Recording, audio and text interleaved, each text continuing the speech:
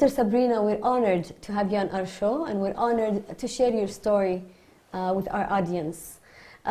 First of all, you've been here for 13 years. We're very curious. People would be wondering why leaving Italy with all the benefits and high quality of life and come to a developing country such as Palestine. What brought you to Palestine, and why staying for all those years? So first of all, the honor is mine, and you are welcome. I came the first time to Palestine in 2004.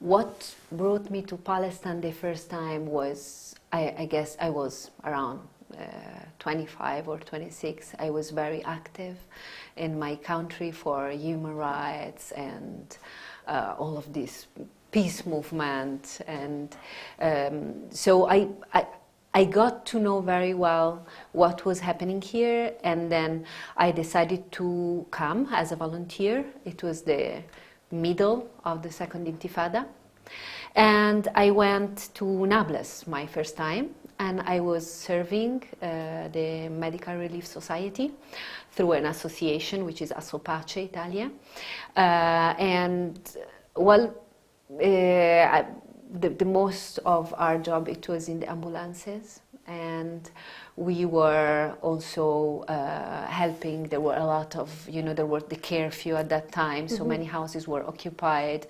We were bringing foods, medications. We were working together with the local volunteers, and I guess that then, you make a choice, you step in, and then it is like a chain, a choice come after a choice, and then you come back, and then you come back again, and then you start a project, and then in the end I found myself here for a long time, and it was a series of choices that brought me to stay until today. Did you go visit? Did you go back to Italy? I go to Italy every year, at least once. Although the last 2 years it's been more difficult to move because of new policies for visas for the Israelis that made traveling more challenging. Not to go out, but to come back mostly. Coming back, needs a permission. Due to visa problems, of course. Yeah. So tell us a bit about your work. My work, I do work in this center, which is the Queen Center. I'm the clinical psychologist and psychotherapist. So I am the head of the clinical psychology unit. I make clinical diagnosis for all developmental disorders, this center for children. And so I'm talking about autism, ADHD, learning disabilities, intellectual delays, also anxiety in childhood, depression in childhood. I also work, of course, with the team, because rarely a clinical psychology can work, at least in childhood, alone. So we work together building the plan, behavioral and educational plan for children. And then we make, I do psychotherapy. So for children that they have insight, we work to develop their self-esteem, their behavior sometimes, and let's say the rehabilitation for those problems that we found during the diagnostic process. Let's talk more about psychology. As a clinical psychologist, the suffering of Palestinians living under the Israeli occupation and having to face all the details of the occupation, such as detention, killing, closure, no access of movement, invasion, all these things. How do you think these affect the mentalities of Palestinians? Well, this is a very sensitive topic The literature about trauma, these are traumatic events. Okay, so the literature about trauma is very much contaminated by a Western perspective of what is trauma. So it's something that starts and then finished. It's been built upon experience of soldiers that goes make wars in other countries and then come back. But rarely we have been focusing on a prolonged trauma, like what we have here. We're talking about the occupation, more than 60 years. So, I mean, that's for sure something that will affect generation by generation with a generical sense of unsafety. Although I have to say that I've been working with the trauma, and even my last publications, they were all researches that they aim to go deep into how this situation affects. So what I can say is that there is for sure a high level of what is generically being called resilience. I don't really love to call it resilience. I prefer other terms, because resilience is something for engineers, I guess. Okay. While what we're having here is like agency. It's self-agency, is protective factors, and there are all of these resources that they are typical just of this situation. So this is what is difficult to generalize in other contexts, that they are also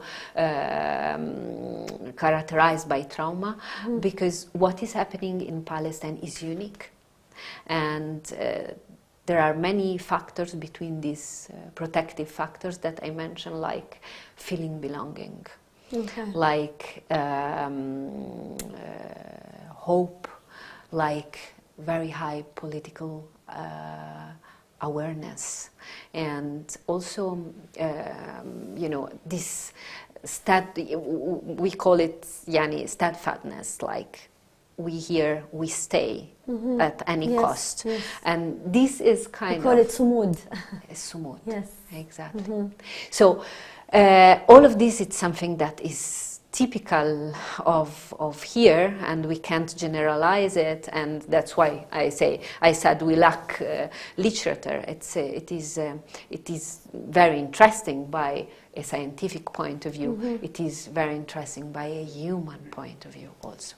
There's a lot to learn here.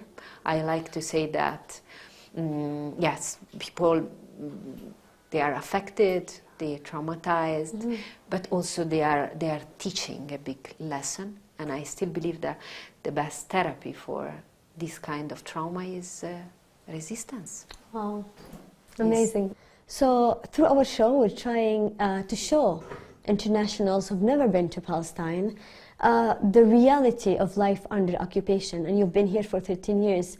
How do you describe living under occupation, the Israeli occupation? Well, there are many things that, unfortunately, after 13 years, I got used to, as everyone else. So I live in Nablus, I work in Ramallah, I come every day, and I pass more than 1 hour, sometimes 2 hours queuing because a checkpoint is closed or a road change is way, or, and I think that I got used in these years of many things, but there are things that they are related to the occupation that they affect our daily life, and we just stop seeing them as something strange, like, for example, traveling from a city to a city and queuing and waiting in the checkpoints. Also traveling for foreign people. There are severe checks even in Ben Gurion airport, but also in the bridge. So that are these are things that, of course, yani, you have to know before to come to Palestine. The daily living, well, it depends. There are night rides everywhere sometimes. Probably in this period in big cities is less than still in villages. There's a lot of this. Of course. But in general, foreign people, if they come visit, it's a story. If they come and live here, there are other challenges. You know, the biggest is the visa, how to stay. So if you come as to work, and I have many colleagues in Birzeit University that they are they have problems and they've been rejected and. You know, so it's a work visa and it's not easy to be obtained. If you come with your family, you will have a family visa, but also this is a challenge. Myself, I have been in a family visa for 10 years and then I've been illegal for a couple of years because my visa was refused suddenly. And I made a court with a lawyer in Jerusalem. And for 2 years, every time I go out from Palestine, I have to ensure that I have a permission to come back. Which, you know, it makes very difficult to travel. For now, for us, traveling, it's something that is very important because our family or part of our family stays in our countries. So for me, for example, by a terrible chance, in these 2 years that I've been without visa, my mother got sick. She got a cancer. Oh, I'm very sorry to hear that. It was very difficult for me to go and visit her. Because every time I go out, I have to ensure that I can come back. I cannot stay long. I cannot go every time. So it was very painful and very difficult. Also, you know, when you get the permission, it takes a few weeks of preparation between your lawyer, the court, the state attorney. So even when my mother died, there was not enough time to ask to go and to see her in the funeral. So I could not go. These are things that we don't plan when we come here. It's a bit the price that we pay to stay in Palestine. Of course. It's a high price sometimes. When everything goes right, it's fine. When we have problems or something happened to our parents, to our friends, then it became, you know, more difficult, our existence here. Of course. And there is like a choice, you know, like either your life is here, your work is here, your son, your family is also here, but then there is a part of your life that is still in your country. Of course. And in those 2 years, I found myself that I have to choose somehow between my mom and my son and my life here. And it's, you know, imagine like, the choice. Yeah, you're how apart, difficult. You're divided. Yeah. Why do you think Israelis put these difficulties for foreigners, the visa issues and all the rules and the banning of denying the visa? Why? Well, you know, I believe that for them, when we decide to come, for the Israelis, when we decide to come and live in Palestine and you know, join and share our life with Palestinians, it's a choice and we choose, you know, and it's not, I mean, Palestinian didn't choose to be here, didn't choose to be Palestinian, so maybe we even worse because we really aim and wanted to be here. So how can we be welcome? Yeah. So Dr. Saabrina, when you first came here to Palestine, was there anything, if you remember, anything was considered to you like a strange or weird? Was it a cultural shock you confronted, or was there anything that struck you at the beginning? Yes. Tell me. Well, the culture is different, and I think, consider that I've been always living in Nablus, which is also a very traditional and beautiful city. But I think that the major shock is that I discovered that there were so many things that they were not proper. Mm-hmm. Proper for a woman. So I even discover kind of that I used to consider myself a human being, not really defining myself as a woman, or but then no, when you hear, then you know that women cannot enter this place, and women are not supposed to smoke in the street, women don't laugh loudly, women don't dress this, yes. and women don't behave like that. Yeah. So I had at the beginning a kind of, okay, so I have to rethink myself in what I can or I cannot do. I had a lot of help, of course. Yeah, people were helping me and telling me, but it's been not easy. Plus, of course, when I came here at the beginning, I didn't know much people, and I had also to figure out what I want to do here, because I came with the intention of giving something, and I wanted to do it in what I don't know how to do many things. I'm very humble. I think I'm good in few things, and these were the things I want to do. So what I know how to do is psychology. Yeah. So this is what I've been trying to do, and in all places I've worked, I've tried to create, programs, new programs in clinical psychology, like when I was working in Jamat al-Najah, or creating centers in order to then to implement and to put on the ground clinical psychologists in the proper way, in which has to be done evidence-based and with the scientific approach, and also with a big human approach, because then our patients are. Do you feel that you achieved what you came for? The point is that when I finished with something, with a dream, immediately another one comes true. So I don't think I'll never feel that I finished.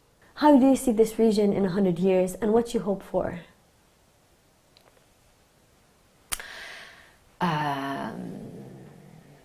Well, I